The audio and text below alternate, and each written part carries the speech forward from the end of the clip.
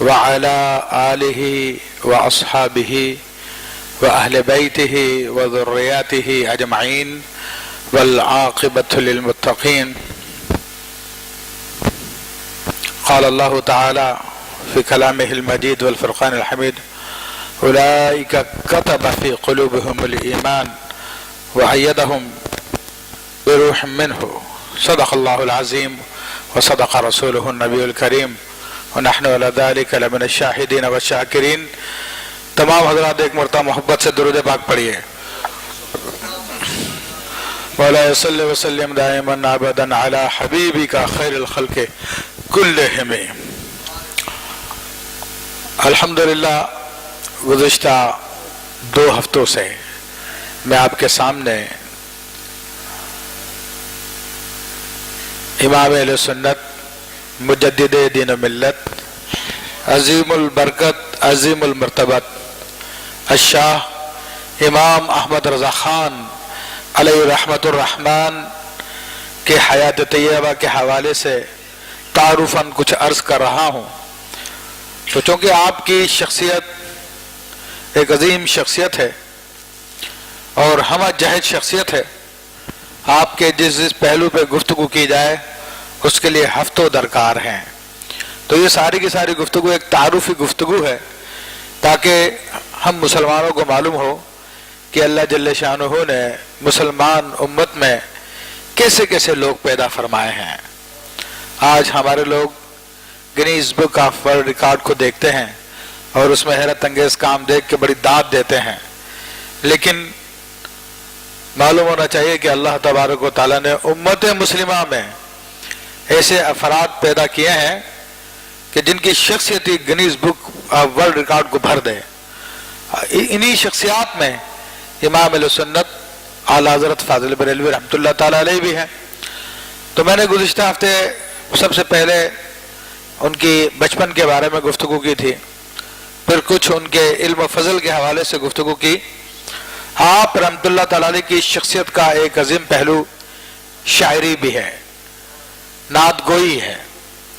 آپ رحمۃ اللہ علیہ نے نعت گوئی میں جو اشعار بیان کیے ہیں تو اس زمانے میں، جو کہ اردو ادب کا ایک عظیم ترین زمانہ تھا جس میں داغ دہلوی اور دیگر بڑے بڑے شعراء موجود ہوا کرتے تھے، اس زمانے میں بھی اور اس زمانے میں بھی آپ رحمۃ اللہ علیہ کی شاعری کو سب نے مسلم جانا اور اس کو خراج عقیدت پیش کی ہے. اور امام اہل سنت فاضل بریلوی رحمۃ اللہ علیہ کی شاعری کوئی عام شاعری نہیں ہے، بلکہ وہ قرآن مجید فرقان حمید کی آیات کا ترجمہ ہے، وہ نبی علیہ الصلوۃ والسلام کی احادیث کا ترجمہ ہے جو غزل کی اور نظم کی زبان میں آپ نے بیان فرمائی. آپ رحمۃ اللہ علیہ کی شاعری میں اردو کے جتنے بھی اصناف سخن ہیں تقریباً سب پر آپ نے کلام فرمایا، اور ایسا کلام فرمایا کہ بڑے بڑے شعراء آپ کے اس کلام کے سامنے انگشت بدندہ ہیں، حیران ہیں کہ کیسی عظیم شاعری آپ کی. آپ نے اپنی شاعری کا اصول خود متعین فرمایا کہ آپ کی شاعری کیسی شاعری ہے. آپ فرماتے ہیں قرآن سے میں نے نعت گوئی سیکھی، قرآن سے میں نے نعت گوئی سیکھی، یعنی احکام شریعت بھی رہے ملحوظ، کہ شریعت کے احکام بھی ملحوظ رہنا چاہیے.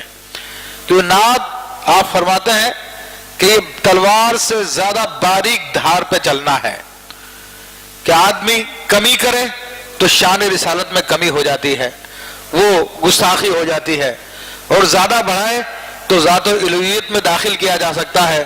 تو کہا کہ اس میں بڑی احتیاط کی ضرورت ہے. آپ رحمۃ اللہ تعالیٰ علیہ نے صحابہ کرام کے نقش قدم پہ چلتے ہوئے شاعری کی.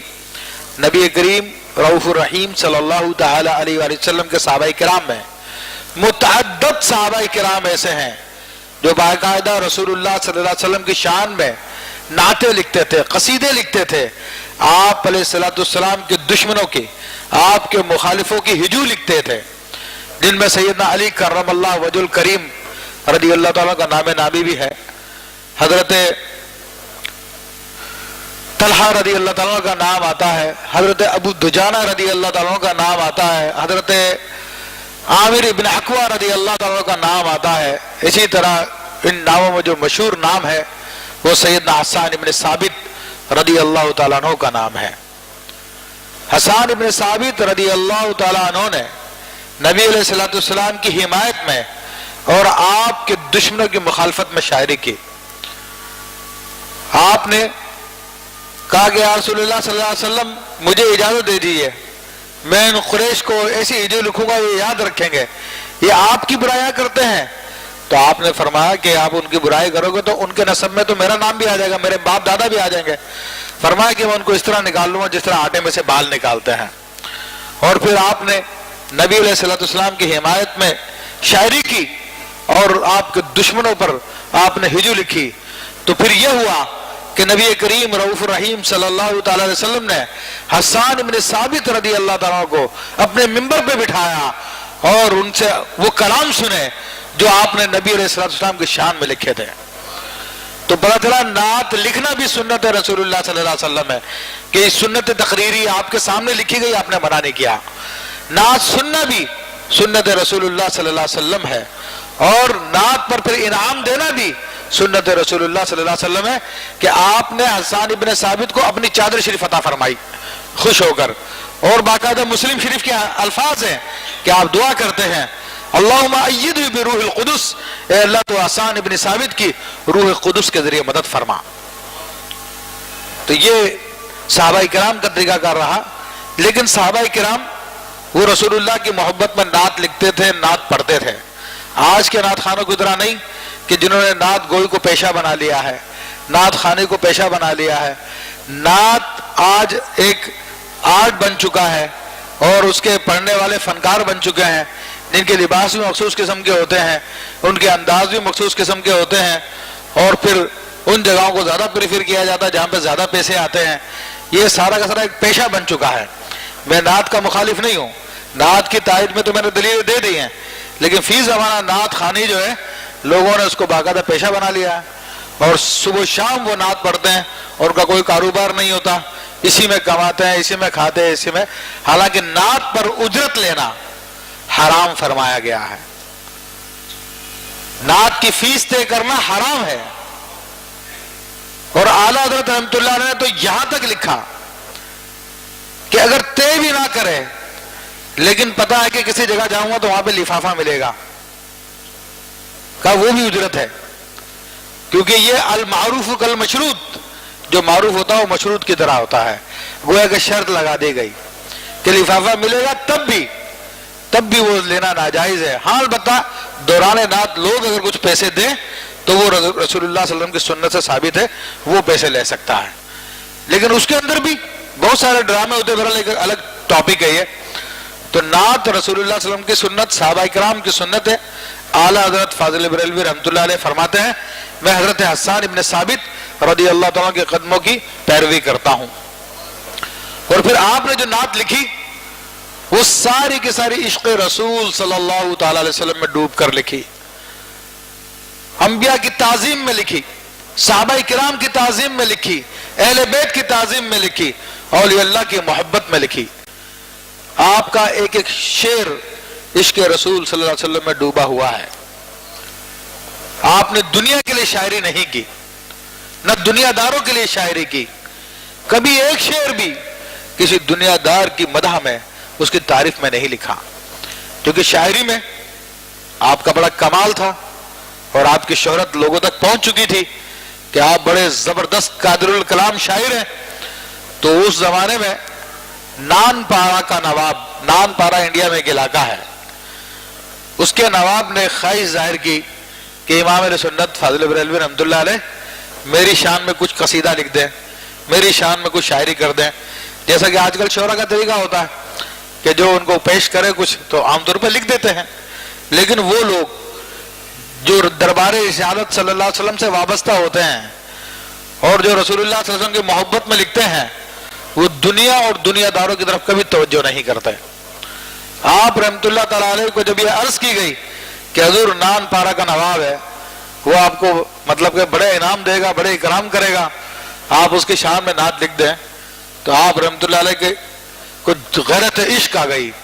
और गैरत इश्क में آپ نے پھر ایک نعت لکھی جو حضور علیہ السلام کی شان میں ہے، جس کو بہت مشہور نعت ہے، جس کو لوگ پڑھتے ہیں، وہ کمال حسن حضور ہے، اپنے آقا کی تعریف میں کر رہے ہیں، وہ کمال حسن حضور ہے کہ گمان نقص جہاں نہیں۔ وہ اللہ نے آپ کے حسن میں کمال رکھا ہے کہ نقص کا گمان ہی نہیں ہے۔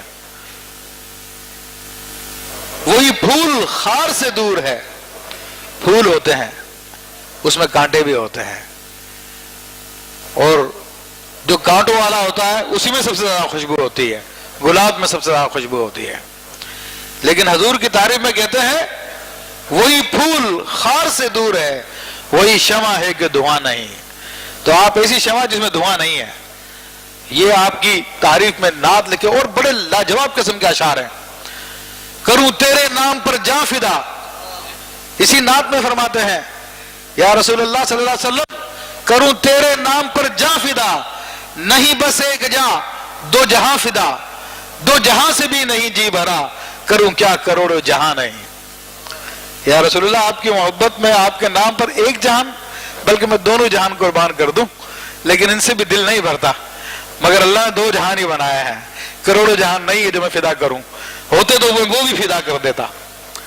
اور اسی کے اندر حضور علیہ السلام کے کلام پر قرآن کی تعریف میں شعر لکھتے ہیں کہ عرب کے شعراء کو بڑا ناز تھا اپنے شاعری پر۔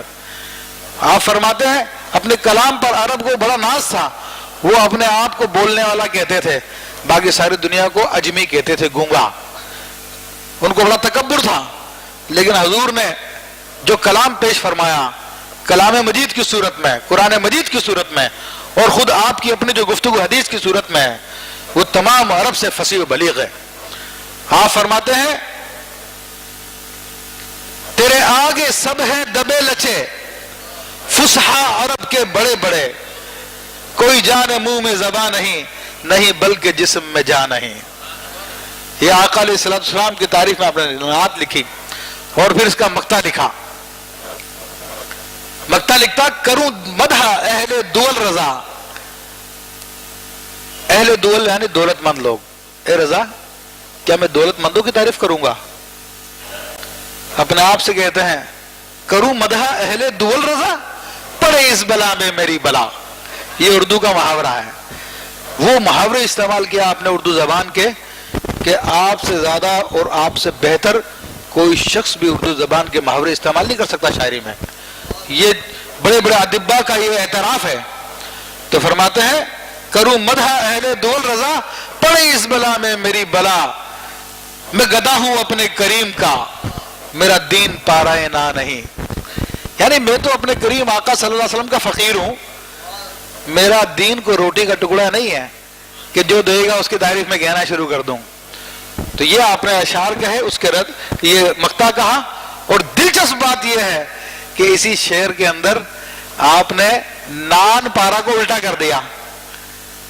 نان پارا علاقے کا نام تھا، لیکن آپ نے کہا پارا نا، وہ ترجمہ بن گیا روٹی کا ٹکڑا اور محاورہ بن گیا اردو زبان کا۔ تو اس کا رد بھی کر دیا اور اپنی بات بھی بیان کر دی۔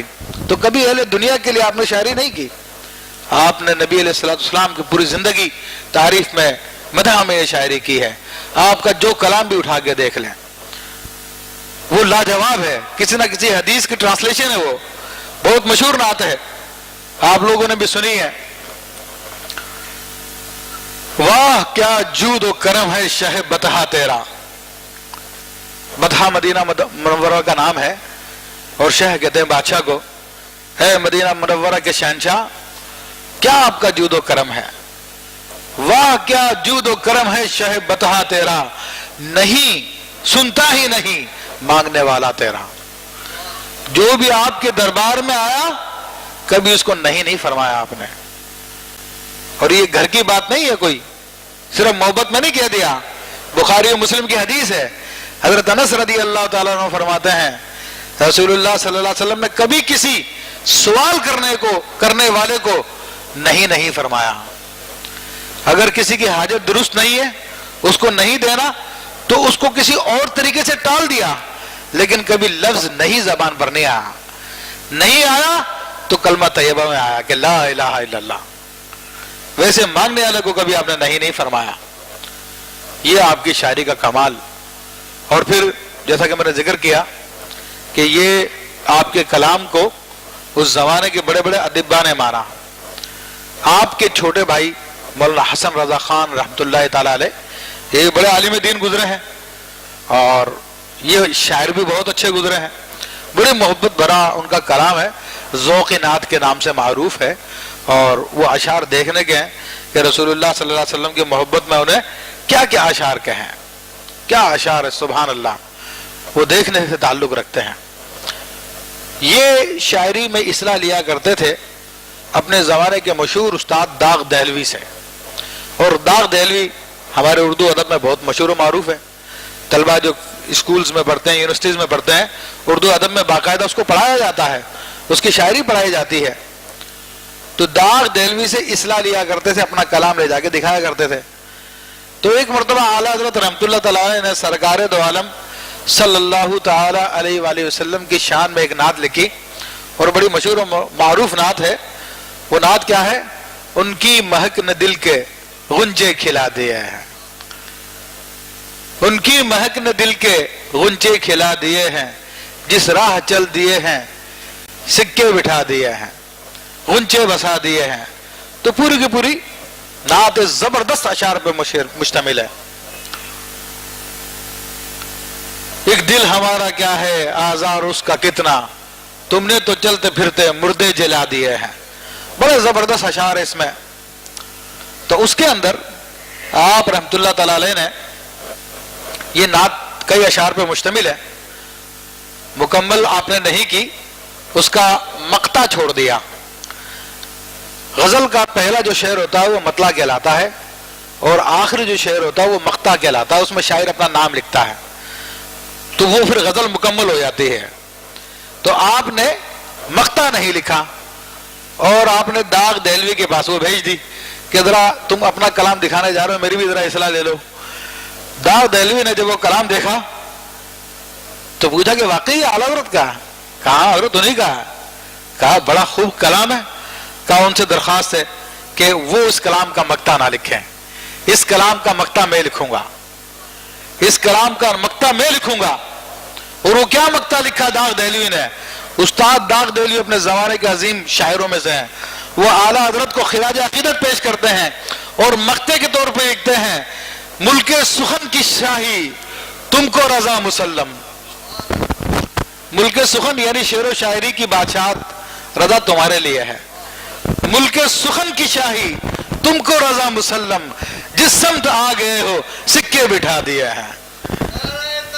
اللہ اکبر, یا رسول اللہ صلی اللہ علیہ وسلم. جاری رہے گا. تو آپ اندازہ کیجئے کہ جس سمت آ گئے وہاں پر لوگوں کی زبانیں خاموش ہو گئی ہے. جس فیلڈ میں چلے گئے, ریاضی میں چلے گئے, تو سر ضیاء الدین وہ ماننے پہ مجبور ہو گئے کہ یہ زمانے کا ریاضی میں عظیم امام ہے. اردو ادب میں چلے گئے تو اردو ادب والے ماننے پہ مجبور ہو گئے. فن حدیث میں چلے گئے تو 60 سے زائد کتابیں آپ کی. فن فقہ میں چلے جائیں تو ڈھیروں کتابیں آپ کی. فزکس, کیمسٹری, جو علوم ہیں ان میں چلے جائیں آپ اس کے امام نظر آتے ہیں. اور جب شاعری کے میدان میں بڑے عظیم استاد کے سامنے آپ کا کلام پیش کیا گیا تو اس نے اقرار کیا کہ آپ شعر و شاعری کے بھی بادشاہ ہیں. آپ کی شاعری جیسا کہ میں نے ذکر کیا قرآن و حدیث سے تھی, اور شاعری درست وہی ہوتی ہے جو قرآن و حدیث کے مطابق ہو. قرآن و حدیث سے جو ہٹی ہو کتنے اچھے شعر کیوں نہ ہو وہ مردود ہے, ناپسندیدہ ہے. اب چونکہ اہل سنت کا شروع سے یہ طریقہ کار رہا کہ وہ نبی علیہ الصلوۃ والسلام کی شان میں اللہ تعالیٰ کی حمد میں اشعار لکھتے رہے. 1400 سال سے آپ صحابہ کرام کے دور سے دیکھ لیجئے, تمام بزرگوں کا یہی طریقہ کار رہا. تو ہمارے زمانے میں بھی گمراہ فرقے تھے, ان لوگوں نے بھی کہا کہ لوگ تو پہچان جاتے ہیں ہمارے کو, کہ ہم ویسے مطلب کہ پہچانے نہیں جاتے, بڑے ہم 420 ہیں, ہم نے داڑھیاں بھی لمبی لمبی رکھ لی ہیں اور جناب کرتے بھی جبے بھی پہن لیے ہیں اور سفید کپڑے پہننے لگے ہیں, سفید داڑھیاں رکھنے لگے ہیں, نماز کی باتیں کرتے ہیں, لیکن لوگ پھر بھی پہچان جاتے ہیں. تو انہوں نے غور کیا کس طرح پہچانتے ہیں, تو انہوں نے دیکھا کہ سنی لوگ نعت خوانی کرتے ہیں اور اس کے اوپر سنی لوگ جمع ہو جاتے ہیں. تو اب ان لوگوں نے بھی نعت خوانی کرنا شروع کر دی، لیکن ان کی نعت خوانی میں وہی 420 ہے، وہی 420 ان کی نعت خوانی میں ملے گی. تو میں نے درس قرآن میں ذکر کیا تھا جنید جمشید جو کہ گستاخ ہے ام المومنین عائشہ الصدیقہ رضی اللہ تعالیٰ عنہ طیبہ طاہرہ کا، جس کی گستاخی انٹرنیٹ پہ موجود ہے اور علماء نے اس کے خلاف فتویٰ بھی دیا اور حکومت پاکستان نے اس کے خلاف FIR بھی کاٹ دی ہے.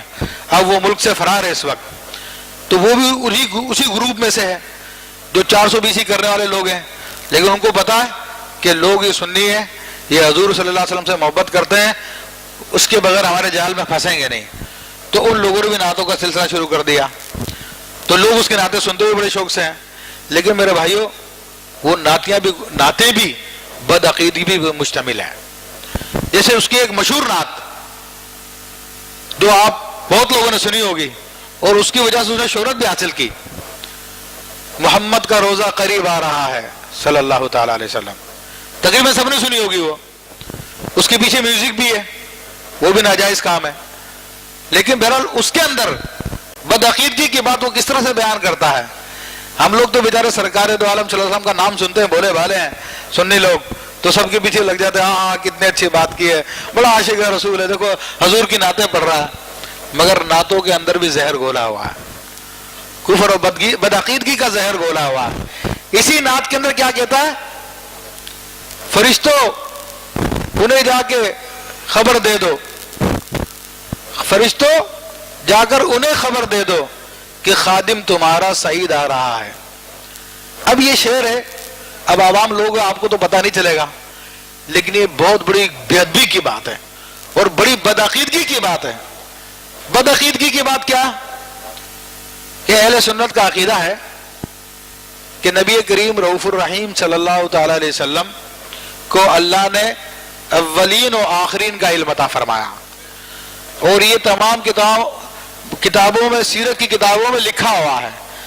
آپ سیرت حلبیہ دیکھ لیں، آپ سیرت شیخ عبدالحق محدث دہلوی مدارج النبوہ دیکھ لیں، آپ سیرت مواہب اللدنیہ دیکھ لیں، آپ علامہ جوزی کی دیکھ لیں، دیگر علماء کی دیکھ لیں، ان کے اندر یہ احادیث لکھی ہوئی ہیں. اور دیگر بخاری مسلم میں بھی روایت موجود ہے کہ آپ کو اللہ نے علم غیب عطا فرمایا. اور سیرت حلبیہ میں تو یہ الفاظ ہے کہ اوتیت علم الاولین والآخرین، مجھے اولین اور آخرین کا علم دے دیا گیا. اور بخاری شریف میں حضرت حذیفہ بن یمان، حضرت عمران بن حسین، حضرت عمر فاروق رضی اللہ تعالیٰ عنہ اور دیگر کئی صحابہ کرام سے یہ حدیث موجود ہے کہ رسول اللہ صلی اللہ علیہ وسلم نے ایک دن مسجد میں کھڑے ہو کر بطور معجزہ کے آپ نے دنیا کی ابتدا سے لے کر قیامت تک کے تمام احوال تفصیل سے بیان کر دی ہے. اور کتنی تفصیل سے بیان کی ہے. موٹی عقل ہوتی ہے نا ہماری، مادہ پرست عقل ہے تو تھوڑا سوچتی ہے، موٹی موٹی باتیں بتا دی ہوگی. حضرت حذیفہ بن یمان رضی اللہ تعالیٰ فرماتے ہیں آسمان میں جب میں کسی پرندے کو اڑتا ہوا دیکھتا ہوں تو مجھے یاد آیا تھا کہ رسول اللہ نے اس کے بارے میں بتایا تھا. اتنی تفصیل سے بتایا آپ نے. تو حضور کو تو ساری باتوں کا علم. پھر بیہقی کی روایت ہے، آپ علیہ السلام فرماتے ہیں انما انظر الى کفی انما انظر الى الدنیا کانما انظر الى کفی هذه، میں دنیا کو اس طرح دیکھتا ہوں جس طرح کہ اپنی ستیلی کو دیکھتا ہوں. پوری دنیا میری نگاہوں کے سامنے ہے. اور انتقال کے بعد فرماتے ہیں ان اللہ یجعل الدنیا فی قبری، کہ اللہ تعالیٰ اس دنیا کو میری قبر میں کر دے گا، وہاں پر بھی میں اس کا مشاہدہ کروں گا. اب یہ اہل سنت کا عقیدہ ہے. تو یہاں پر بدعقیدگی وہ کیا دکھا رہا ہے کہ حضور کو کوئی پتہ نہیں ہوتا، کوئی علم نہیں ہے ان کو. اے فرشتوں تم جا کے بتا دو کہ میں آ رہا ہوں. یہ بدعقیدگی دکھانی تھی. لیکن ہمارے بھولی سنی عوام میں بیچاری حضور کے نام پہ سب کے چکر میں آ جاتے ہیں. حضور کی نعت پڑھ کے سنایا تو بولے ہاں بڑا عاشق ہے رسول ہے، بڑا اچھا ہے. لیکن بدعقیدگی اس نے کی یہاں پر کہ حضور کے علم کا انکار کیا دوسرے لفظوں میں. حالانکہ اس کے مقابلے میں حضور کا علم کیسا ہے، یہ حضرت امام جامی رحمۃ اللہ تعالی علیہ، مولانا جامی جن کو کہتے ہیں، جن کی شاعری بہت عربی زبان میں مشہور ہے، جن کی نعت بہت مشہور ہے، وہ ان کے بارے میں کئی کتابوں میں لکھا ہوا یہ واقعہ، اور خود جو پہلے تبلیغی نصاب کہلاتا تھا، آج کل جس کا نام فضائل اعمال کر دیا ہے، فضائل اعمال پہلے تبلیغی نصاب تھا، اس میں رسول اللہ صلی اللہ علیہ وسلم پہ درود کا چیپٹر بھی تھا، تو اس کو نکال کر اس کا نام فضائل اعمال کر دیا۔ اس کے اندر خود مولانا زکریا کاندلوی نے یہ حکایت لکھی ہے کہ جامی رحمۃ اللہ علیہ وہ ایران سے چلے کہ میں حضور صلی اللہ علیہ وسلم کی بارگاہ میں حاضر ہوں گا اور بالمشافہ ملاقات کروں گا، بالمشافہ ملاقات کروں گا میں۔ یہ عقیدہ ہے امام جامی رحمۃ اللہ علیہ کا، کیونکہ ان سے پہلے ملاقات ہو چکی ہے لوگوں کی۔ حضرت احمد کبیر رفاعی رضی اللہ تعالیٰ عنہ یہ حضور غوث پاک کے زمانے کے ہیں، حضور صلی اللہ علیہ وسلم کی اولادوں میں سے ہیں۔ یہ ہمیشہ ایک شعر پڑھا کرتے تھے اور مراقبے کے ذریعے حضور کی بارگاہ میں حاضری دیا کرتے تھے، لیکن جب حضور کی بارگاہ میں جب حاضری ہوئی پہلی دفعہ تو آپ قبر شریف کے سامنے کھڑے ہو گئے اور عرض کرنے لگے کہ یا رسول اللہ صلی اللہ علیہ وسلم، جب میں رفاعہ میں ہوا کرتا تھا، عراق میں ہوا کرتا تھا، تو اپنی روح کو بھیجا کرتا تھا، وہ آپ کی بارگاہ میں حاضر ہوتی تھی، آپ کی دستبوسی کرتی تھی۔ آج میں خود آ گیا ہوں، یا رسول اللہ آپ اپنا دست مبارک نکالیے، میں اس کو بوسہ دوں گا۔ تو اس وقت ہزاروں لوگ تھے اور سرکار دو عالم صلی اللہ علیہ وسلم اپنے قبر انور سے اپنا دست مبارک نکالا اور ہزاروں لوگوں نے دیکھا۔ یہ واقعہ تاریخ کی کتابوں میں رقم ہے، یہ عقیدہ ہے۔ حضرت جامی رحمۃ اللہ علیہ بھی اسی عقیدے کے حامل تھے، دل میں یہ ارادہ تھا کہ میں حضور سے بالمشافہ ملاقات کروں گا۔ سرکار دو عالم صلی اللہ علیہ وسلم نے مدینہ منورہ کا اس وقت جو خادم تھا، گورنر تھا، اس کے خواب میں آگے فرمایا کہ عبد الرحمن جامی آ رہے ہیں ایران سے، اور اس کو مدینہ منورہ میں مت آنے دینا، اس کو باہر روک لینا۔ تو عبد الرحمن جامی اس کو شاید ایسے مجھے کوئی خیال آ گیا، تیسری مرتبہ آپ نے فرمایا جاؤ اس کو روکو، تو وہ مدینہ منورہ کے باہر گیا، حضرت عبد الرحمن جامی رضی اللہ عنہ کو اس نے روک لیا، اور سرکار نے وجہ بھی بتائی کہ عبد الرحمن جامی آ رہا اور اس کے دل میں یہ خواہش ہے کہ مجھ سے بالمشافہ ملاقات کرے، وہ میرا سچا عاشق ہے، اگر آ گیا تو مجھے کرنا پڑے گا یہ۔ تو وہ تو ایران سے چل رہے ہیں، تو رسول اللہ کو خبر ہے، اور یہاں پر خبیث کہہ رہا ہے فرشتے جاگو خبر کر دو کہ خادم تمہارا سعید آ رہا ہے۔ یہ دیکھو کتنی بدعقیدگی ہوتی ہے اس کے اندر، لیکن آپ بولے لوگ ہو، جو بھی آپ کو چکر دے اس کے چکر میں آ جاتے ہو، ہاں ہاں عشق رسول کی باتیں کرتا ہے۔ ارے تمہاری یہ مجال کہ تم حضور کو خبر کروا رہے ہو؟ بڑا کوئی بدبخت آدمی ہے جو ایسی بات کہے۔ حضور صلی اللہ علیہ وسلم کی بارگاہ تو وہ ہے کہ جبریل امین بھی آتے ہیں تو خبر نہیں کرواتے بلکہ آ کے اجازت لیتے ہیں۔ ارے حضور کی بارگاہ تو وہ ہے کہ اقبال کہتا ہے کہ اگر جنید بغدادی اور بائی یزید بستانی بھی اس بارگاہ میں آتے ہیں تو اپنے آپ کو حقیر، کمین، ذلیل ثابت کرتے ہوئے اپنے آپ کو، اپنے نفس کو گم کر کر اس بارگاہ میں ذرہ ناچیز بن کر آتے ہیں، اور تم کہہ رہے ہو کہ تمہارا خادم سعید آ رہا، تم بڑے افلاطون کے پتر ہو، تم یہ عشق رسول ہے یہ۔ لیکن آپ بولے لوگ ہو، آپ کو پتہ نہیں چلتا کہ کون کیا بکواس کر رہا، کون کیا بکواس کر رہا۔ علماء بتاتے تو کہتے ہیں یار یہ تو اختلافی باتیں کرتے ہیں، الٹی سیدھی باتیں کرتے ہیں، معاذ اللہ ثم معاذ اللہ۔ تو یہ شاعری کے اندر ان ساری باتوں کی احتیاط کی ضرورت ہوتی ہے۔ اعلیٰ حضرت رحمۃ اللہ علیہ نے ان تمام چیزوں کو مد نظر رکھا۔ شاعری میں جھوٹ نہیں چل سکتا، شاعری کے اندر تصوف کو آپ نے سمو دیا، اور تصوف کے ان حقائق کو جو علماء نے اپنی کتابوں میں بیان کیے ہیں آپ نے اپنی شاعری میں بیان کر دیا ہے۔ بڑی بڑی باتیں میرے بھائیو ٹائم ہی نہیں ہے، ورنہ میں کیا بیان کروں آپ کے سامنے، ورنہ آپ رحمۃ اللہ تعالیٰ علیہ کی شاعری میں جیسا کہ میں نے کہا کہ حدیث ہے، ساری کی ساری حدیث ہے، حدیثوں کا ترجمہ ہے۔ ایک مشہور آپ کی نعت ہے جس میں آپ فرماتے ہیں بندہ ملنے کو قریب حضرت قادر گیا۔ بندہ معراج کے حوالے سے کہہ رہے ہیں، رسول اللہ کے بندے ہیں صلی اللہ علیہ وسلم، اور حضرت قادر اللہ تعالیٰ ہے. بندہ ملنے کو قریب حضرت قادر گیا، لمحہ باطن میں گمنے جلوائے ظاہر گیا.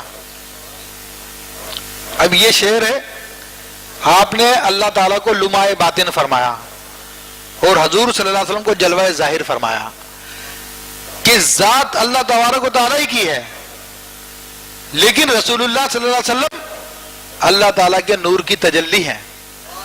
اور حدیثوں میں ہے، یہ بڑے بڑے محدثین نے اپنی کتابوں کی ابتدا اسی حدیث نور سے کی ہے، جس میں فرمایا کہ اللہ نے سب سے پہلے اپنے نور سے میرے نور کو پیدا کیا. اور اسی نعت میں دیکھیں آپ کیا کہتے ہیں، کیوں بو ہریرا کیسا تھا وہ جام شیر، جام شیر دودھ کا پیالہ. اب بو ہریرا سمجھا حضرت ابو ہریرہ رضی اللہ تعالیٰ عنہ ہے. کیوں بو ہریرا کیسا تھا وہ جام شیر، جس سے 70 صاحبوں کا دودھ سے منہ پھر گیا. حدیث شریف ہے، حضرت ابو ہریرہ فرماتے ہیں بڑا بھوکا تھا میں، 2-3 دن سے کھانے کو نہیں ملا تھا. حضور صلی اللہ علیہ وسلم کی بارگاہ میں آیا، وہاں پہ بھی کچھ نہیں. تو بہرحال ایسے میں اچانک ایک دودھ کا پیالہ کسی نے آگے حضور صلی اللہ علیہ وسلم کی خدمت میں پیش کیا. تو آپ فرماتے ہیں میں نے خیال کیا کہ اب تو مزے آگے، کچھ مل گیا کھانے کے لیے پینے کے لیے. تو حضور صلی اللہ علیہ وسلم نے کہا کہ اہل صفہ کو بلا لو. وہ صفہ اس زمانے کے مدرسے والے تھے جو حضور کا مدرسہ تھا، اور مدرسے کے اندر جو مال و دولت ہوتا نہیں ہے، وہ بھی بیچارے کافی دنوں سے بھوکے تھے. حضرت ابو ہریرہ فرماتے 70 آدمی تھے وہ. میرے دل میں خیال آیا دودھ کا ایک پیالہ ہے اور یہ 70 آدمی مجھے کیا ملے گا. اور اتفاقی بات ہے میرا نمبر بھی میں بائیں ہاتھ پہ تھا، جو سب سے آخری نمبر تھا. حضور صلی اللہ علیہ وسلم نے دودھ پیا، خوب پیا، اور اس کے بعد پھر اپنے دائیں ہاتھ کی جانب جو صحابی تھے ان کو دے دیا. انہوں نے پیا، خوب پیا. فرمایا میں سوچ رہا ہوں کہ اب تو بچے گا نہیں. 70 آدمیوں کے پاس سے گھوم کر پھر آپ کے پاس آیا. فرماتے پیالہ بھرا ہوا تھا. اتنا پیا میں نے، اتنا پیا، یہاں تک کہ میں نے کہا بس بس بس. تو اللہ اکبر، تو اسی کو کہتے ہیں کیوں بو ہریرا کیسا تھا وہ جام شیر، جس سے 70 صاحبوں کا دودھ سے منہ پھر گیا. تو آپ کی شاعری بڑی حقیقت پہ مبنی ہے، بڑے کمال پہ مبنی ہے، احادیث پہ مبنی ہے. جبریل امین معراج کی رات کہتے ہیں کہ یا رسول اللہ صلی اللہ علیہ وسلم آپ اللہ کی بارگاہ میں جا رہے ہیں، میری ایک خواہش ہے وہ آپ عرض کر دینا. تو وہ خواہش کیا تھی کہ یا رسول اللہ جب بروز قیامت آپ کی امت پل صراط پر سے گزرے تو اللہ تعالیٰ مجھے اجازت دے دے کہ میں پر بچھا لوں آپ. کیونکہ جبریل امین کو پتا کہ رسول اللہ صلی اللہ علیہ وسلم کو اپنی امت سے بڑی محبت ہے، تو میں اگر اس سے محبت کا اظہار کروں گا تو حضور مجھ سے بھی محبت کریں گے. تو ان کو اجازت ملی، وہ بروز قیامت انشاءاللہ پر بچھائیں گے. تو حضور کے جو محبان ہیں، شاقان ہیں، وہ پورے صراط سے اس پر کے ذریعے گزر جائیں گے بڑے مزے سے. لیکن اعلیٰ حضرت کیا کہتے ہیں، سبحان اللہ، پوری نعت ہے آپ کی. فرماتے ہیں اس کا پہلا مصرع مجھے یاد نہیں آ رہا کہ جبریل پر بچھائیں تو پر کو خبر نہ ہو. تو بہت یعنی مشہور نعت ہے یہ. تو بس اس طرح آپ کی شاعری میں ایک ایک شعر کو آپ دیکھتے جائیں، بہت محبت سے بھرا ہوا ہے، بہت عقیدت سے بھرا ہوا ہے، اور رسول اللہ صلی اللہ علیہ وسلم کی عظمتوں سے بھرا ہوا ہے. اللہ تبارک و تعالیٰ ہمیں ان کے مقام و مرتبہ سمجھنے کی توفیق عطا فرمائے، ان کا فیض ہمیں عطا فرمائے. تو ایک اور شعر ہے، چلائیں وہ بھی میں ذرا سا ذکر کر دوں، بہت محبت بڑا شعر ہے. اعلیٰ حضرت رحمۃ اللہ تعالیٰ علیہ جب مدینہ منورہ حج کے لیے مکہ معظمہ حاضر ہوئے تو آپ نے وہاں پہ ایک نعت لکھی تھی اور بڑی مشہور نعت ہے. اس میں کہتے ہیں کہ حاجیو آؤ یوں کھینچ لیجئے کہ جگر کو خبر نہ ہو. یہ اسی کا ہے، اس کا پہلا مصرع ہے. تو بہرحال وہ حج کے موقع پر آپ نے خانہ کعبہ دیکھا تو بڑی ایک نعت لکھی اور لکھتے ہیں حاجیو آؤ شہنشاہ کا روزہ دیکھو. بلکہ مدینہ منورہ جب حاضر ہوئے تب یہ نعت لکھی مکہ معظمہ سے ہو کر. تو کہتے ہیں حاجیو آؤ شہنشاہ کا روزہ دیکھو، کعبہ تو دیکھ چکے کعبے کا کعبہ دیکھو. یعنی مدینہ منورہ سرکار دو عالم صاحب کا روزہ مقدسہ کعبے کا بھی کعبہ ہے. یہ خالی محبت کی بات نہیں ہے، یہ حقیقت ہے. یہ میرے بھائیو، یہ سیرت نگاروں نے حدیث لکھی ہے کہ جس رات رسول اللہ صلی اللہ علیہ وسلم پیدا ہوئے تو اس رات خانہ کعبہ نے حضرت عبداللہ رضی اللہ تعالیٰ کے گھر کی طرف جھک کے سجدہ کیا، اور جتنے بت تھے 360 سارے کے سارے نیچے گر گئے تھے. تو کعبہ خود آپ علیہ السلام کو سجدہ کرتا ہے. تو فرمایا کہ کعبہ تو دیکھ چکے، اب کعبے کا کعبہ دیکھو. بہرحال بڑی لاجواب شاعری ہے، بڑی محبت بھری شاعری ہے، اس کی بھی اشعار بڑے لاجواب ہے.